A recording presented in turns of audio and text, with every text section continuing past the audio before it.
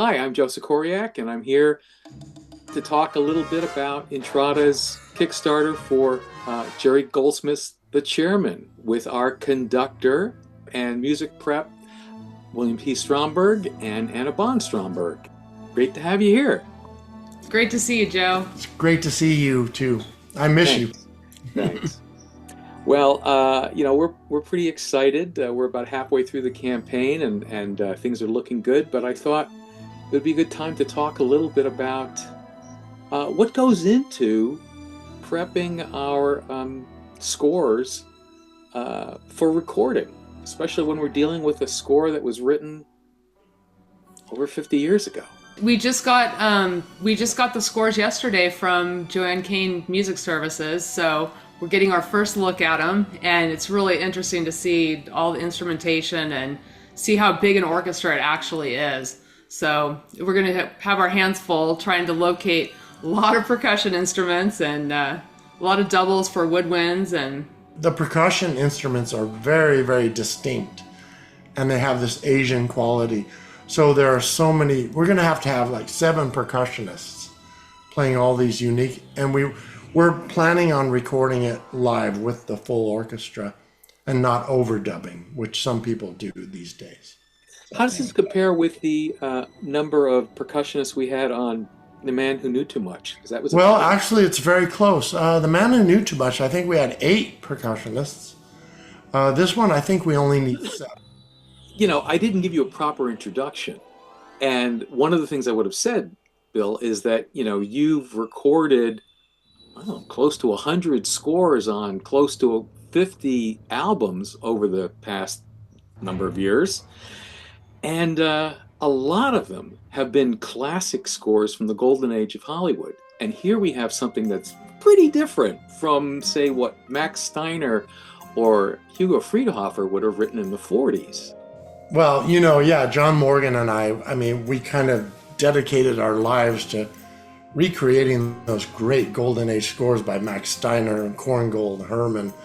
We've kind of moved into a new era where the Silver Age films are becoming like the golden age for us when we first started, if you know what I mean. It kind of makes sense. We would start re-recording great classic scores from the 60s and the Silver Age, and Goldsmith is the first one. I was so proud to do Black Patch, Jerry Goldsmith's very first score. And this is kind of just a continuation. I want to keep doing these great Silver Age scores. But oh my gosh, yeah, the Golden Age scores were way different than what was going on in the 60s. It's really not that much different though, to be honest, because Goldsmith, he's coming out of that period. His scores still look like the old Golden Age scores. They're still using timings and all kinds of notes and streamers and stripes and all that stuff. So Goldsmith really came out of the Golden Age and created this whole Silver Age. So it's just a continuation of what went before, Right? You and Anna both are working on contemporary scores as well these days. You've got a perspective on just how Goldsmith's closer to the Golden Age than he is to today in some ways. That's exactly right. Yeah. And that was my point. Because I think she just told you that we just got all of his original handwritten scores orchestrated by Gary Hughes. Mm-hmm. And we're going through them, and Goldsmith is basically writing his music like the old Golden Age, but there's a new bent to it with new sounds and new unique sounds. Like with crazy sleigh bells going, like he did with Planet of the Apes. Planet of the Apes with the tune bowls and all that stuff. Groundbreaking. He's doing the same thing. And with The Chairman, 1969, he's using very similar. The music is written exactly the way it would look back in the Golden Age. But there's more to it and more unique things included because Goldsmith was very unique. We get confused, I think, or distracted by some of the unusual orchestration that Jerry would do. But you're right. He worked with Tedesco and those other great composers when he was coming up. So did Williams. Yeah, John Williams. That is one of the things I worry about is like, no, there are none of those old great guys teaching the young composers of today.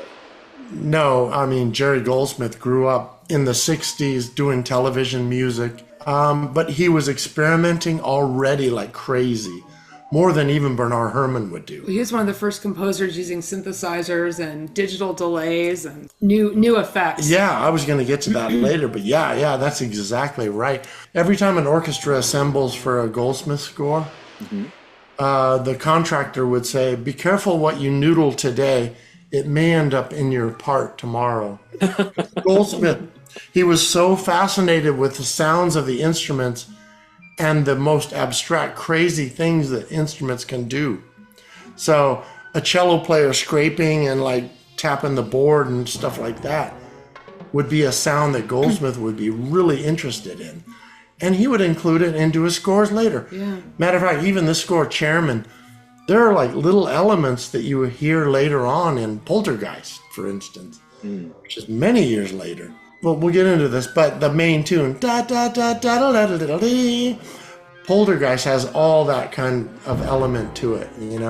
There are all these great licks coming from his past that entered into Poltergeist. I don't think there was anybody other than Bernard Herrmann who was as apt to rearrange and disassemble the orchestra into some new configuration. I mean, you're smiling with glee. Oh, I love it. Oh, that's my favorite thing about Bernard Herrmann or Goldsmith. Yeah. Well, I know Jerry Goldsmith was even working with an artist that was used to live on Catalina Island, who was a sculptor, metal sculptor, and he created these artworks that were these sculptures made of like tomato cans that he would cut out, and they would make like a boing sound. And so I know he was working with him creating new sounds that he could use in his scores. And what I'm trying to figure out is which scores he used those instruments, because there's a personal relationship there. Well, terrific. I can tell you that was famously in the Illustrated Man. Okay. The photo of Jerry with his blinking illicit goatee. Yes, and he's standing with Guy Pollan. That's the Guy artist. Pollan invented these. He was really a friend of the family, and we probably have about 25 pieces of his artwork in our house. Oh, that's including those same cans as well. Wow. I was very excited to pull that very photograph out of the Warner Brother archives when we were working on the album back in 2005 or something. Yeah, I remember when you posted that on Facebook. I was just scrolling through Facebook, and I went, "That's Guy Pollan." And then it took me a second to realize, wait, he's standing with Jerry Goldsmith. You were probably the only person on that page that made that connection first. Beside all the normal temple blocks and the Chinese, instruments, there are all kinds of experimental sounds throughout the thing, with the harps doing special damping of their harp or whatever, Also so with the piano. He's got and some of the cues, the piano where you're playing inside the piano with bass drum mallets on the strings, and also dampening the strings inside the piano while playing low bass notes. So it's going to be some interesting effects you're going to hear on this score. It's really cool because it sounds like prepared piano, but it's not. It's just the piano player holding their hand down over the strings and then playing bum bum bum, bum bum bum. It sounds like someone playing with mallets inside the piano, but it's not. So it's really interesting. There's going to be a lot of interesting instrumentation on this score as well. He's got a lot of use of the cimbalom and also the yang qin, which is a Chinese instrument that's very similar. He uses it melodically and also uses it, does effects with it. So it creates a really nice color, orchestral color that's sometimes in the background that used with the harps and the piano. And yes. So you're going to hear some really interesting orchestration and on the tune score. cowbells. Tune cowbells. Got a lot of instruments to track down. This is going to be a real treat for Goldsmith fans who appreciate, Jerry's experimentation and his love. It's hard to imagine. I mean, you're both composers, so when you're writing a score and to be thinking about hearing these sounds in your head before you get on the stage, I mean, I guess you have to know the orchestra well to know where you can do that. And if you don't, then I guess you have to be crazy inventive. There were no synth mock-ups back in 1969, so you're hearing it for the first time live with the orchestra. Yeah. That's what made it so creative. Yeah. And it really conjures up the whole Asian sound, but it also conjures up this sinister kind of sound. You know, Goldsmith was perfect. Matter of fact, his main tune, which starts on the G, la da da da da da dee. That motif sticks in your head every time you watch the movie because he uses it throughout the whole film. Well, that, you know, it's fun to walk down memory lane with this. I'm curious to ask you both, you know, what's your history? What's your entry point for Goldsmith, where you like sort of took note? It's like, who is this guy? And I want to know more about him. Yeah, my story is I saw King Solomon's Mines on TV. And one weekend I saw it twice. And I kept thinking, this movie's kind of a ripoff. It's kind of not that great. But the music was just so intriguing, and that's what it got me listening to it. And I was like, then I had to know who wrote the music, and I was like, who's this Jerry Goldsmith? I was 12 years old at the time, but it's probably an odd one. Were there more scores after that made you like Poltergeist or anything? Oh yeah, well I wasn't allowed to see that one, so. Well, definitely. I mean, L.A. Confidential was a big one for me, and also Basic Instinct. That was one that just that's really, his favorite. Really stuck in my head with such beautiful melodies, so haunting. As I got older and I started to learn more about him too, a lot of the older scores. Capricorn 1 was one I really love. 100 Rifles, that was one that always is a fun score to listen to, and Bandolero. So. We still listen to 100 Rifles really loud every once in a while because that is just such a great score. Yes, it is. And she loves it every time I put it on really loud. Yeah. And I just love playing that thing really loudly. But yeah, Capricorn 1 was a big one for me early on. When I first heard that, I was like blown away. Of course, Alien sent me over the top to become a huge Goldsmith fan. When I first went to the theater and saw Alien, I was blown away by all the effects. Because that's kind of how I compose. I love coming up with soundscapes and atmospheres instead of tunes. And the score to Alien really captured that beyond belief. And there are many others, of course. I mean, Supergirl, everything. I mean, there are all kinds of stuff. We could go on forever. I could go on forever, yeah. Well, you know, obviously you're both really well versed in Jerry's music and have a lot of enthusiasm for it. So I'm just curious, and I think people on the campaign will be interested to hear, what do you have to do between now and when we get on the stage in Scotland in a few months? It's like a lot of work that people may not realize. If you've got the score, what's left to do? Yeah, basically, this score is going to be in great hands with Lee Phillips because he'll be doing the reconstructions. And I know what he's planning to do is he's gonna create new scores in the Sibelius program.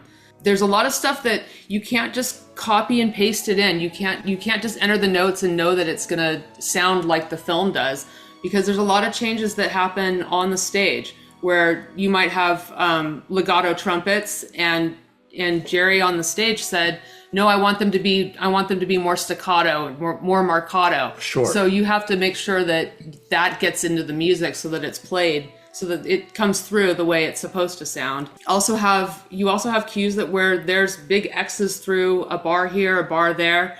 A 4/4 bar might be changed to a 5/4 bar, retard taken out or added in. So it's really up to Lee to do a lot of listening and find anything that was different between what's on those written scores. Yeah, and talk about that, how what the final they must product have became. re-edited the film. Yeah, there's a couple of cues that are pretty butchered. So I'm wondering, perhaps a scene was re-edited, or they added, a few seconds here to a shot or two, or took out, yeah, so that the music would match and that the hits would line up. Basically, Jerry Goldsmith's music didn't match the film anymore, so he had to come up with a solution to cut bars and extend bars. A 4/4 bar becomes 5/4, like she just said. And we'll also find out if there are places in the film where the music is dialed out, maybe comes back up later, there was music written through that section. So we might be finding things that nobody's ever heard before. And then once Lee completes all the scores, he sends them to us, and then Bill and I are going to extract the parts. And since we have Jerry's originals, we can anything that's maybe different or we need to check out, we have them for reference. So this will be the fifth time you'll be going back to Glasgow to record with the Royal Scottish National Orchestra, and you've recorded with a number of orchestras around the world. I'm just curious what you have to say about working with this particular bunch. You know what? Working with the Royal Scottish National Orchestra has been one of the greatest experiences of my life. Oh my God, I love those people so much. Every time I go there, I'm friends with them. I come in and shake hands and like give hugs to everyone. I love it so much. Ever since we did Dial M for Murder, we've just had the greatest relationship. I can walk in there and we can do Abbott and Costello Meet Frankenstein, and they have a ball playing it. And one of my best memories though is recording Jerry Goldsmith's score for Black Patch and The Man. The orchestra was just phenomenal. They just follow me. They're like perfect. We just seem to have some sort of relationship. I've never experienced that with any other orchestra in the world. Germany or Moscow Symphony. I wanted to say something else. But I've never had such a great experience with an orchestra as I have with the Royal Scottish National Orchestra. Now, this new score we're going to do with the chairman, which I hope everyone supports. We're going to use a lot of click track, which I don't normally do. So we'll be having a click track in my head, and all the musicians will have a click track. We will literally have the original click that was played for Goldsmith when he did it. So it's kind of a different thing because I'm used to the orchestra responding to me with whatever I do, meaning like retards and accelerandos, speeding up. But now it's all going to be in the computer with a click track. So it's going to be a little different, but it's going to probably turn out to be perfect. Well, and of course, there's more to being a conductor than just waving your hands in front of the orchestra. That's a great point. You know, yeah, you can't just go out there and beat time in front of the orchestra. You got to tell the trumpet. You got to be more right in our face. I'm always telling everyone, like, play this like you mean it. Really mean it, you know? Don't go in there and just read the notes. That's a blueprint. I want you to read it like you really mean it. And come on, let's come out of this together and make music out of it instead of just a blueprint. I've seen you in action, Bill, and it's true that you really, it's been remarkable to hear a take and say, that was a good take. And then you'll give a half a dozen notes and they'll play it again. And oh my God, I don't know how it got 25% better, but it did. It usually takes about 2 takes. The first take, it's rough. Everyone makes mistakes, right? Then the second take, you play it through, damn, that's close. We're there, we're almost there. But then the third take is usually the gem, and it's perfect. I'll have my tempo down, the orchestra will just fall into place, everything.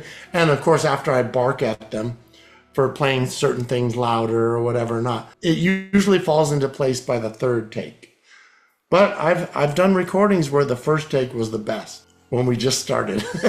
So anyway. The musicians of the RSNO are fantastic sight readers. You can throw anything in front of them, they've got it. They built a new control room last year, so they've got a state-of-the-art recording facility there. The sound in the recording hall is beautiful, and we've got a great rapport with them now. We're starting to see a lot of the same players over and over, so we're getting to know them on a first-name basis, and it's become a really comfortable place to record. And I have to tell you, working with Lee Phillips, finally, like, we worked with him on Black Patch and The Man, and that was a great experience. But working with him on Abbott Costello Meet Frankenstein for the first time was where I realized we cannot do without this guy. He's got to help us out and do this from now on. And poor John Morgan, he was very jealous when he heard the recording, doing the booth stuff like Lee Phillips does. But Lee Phillips was really, he was above water. He was really doing it so well for us. He stepped into it cold, and Yeah. and he fell right into place, and we've got a great working relationship with him now, and I think we we've feel very started, happy we've been able to work with him and meet him. we've definitely started a great new working relationship, and his love of Goldsmith is just beyond reproach. It's beautiful, you know. And we couldn't do this without Intrada. I mean, Intrada is what really brought us all together. That's right. We started with Intrada. Doug Fake asked me to do Dial M for Murder. And Olivia Tiomkin and Pat Russ, they said, hey, Bill, you want to do this? And I went and did it. That was the start of Doug Fake and I becoming like best friends ever. I used to talk to him for 3 hours a day, almost once a week. And it was just such a great relationship. And yeah, like you said, I can't thank Intrada enough for bringing us all together. Because, you know, we had our own record label, Tribute Film Classics. We could have kept doing all that stuff. But Intrada kind of gave us a little blanket, like we could absorb us, you know, and like do something new. Yeah. You know? And so that's just how that's how it went. Well, everybody's been really happy with the results, and I'm really I know. excited to get the team together again for another year and another score and a few extras as well. So, Yes, I can't wait to do the If we can reach the stretch goal. the stretch goal. I can't wait to do Rambo 2. It's easy. That's easy to conduct. But it'll be great to hear it in new sound. But Under Fire. Under Fire is the one I'm looking forward to the most. And that's going to be a challenge because it's all over the place. Got to get the guitar sound just perfect. Because Pat Metheny played the original, so... right, that's a But high I'm bar. so looking forward to it. And it's very difficult, too, because Goldsmith, as you know, used to love writing all these multimeter things, you know, 3/8, 5/8, just all over the place. Da-da-da-da-da-da-da-da-da-da-da, all over the place. And so I'm looking forward to trying that. And on that suspenseful note, we're going to have to say, call it quits for today. But thank you both so much to talk to you about this, and great to just be in with your enthusiasm. Joe, you're the best. Thank you so much. Thank you. Can't wait to see you in August. Fingers crossed.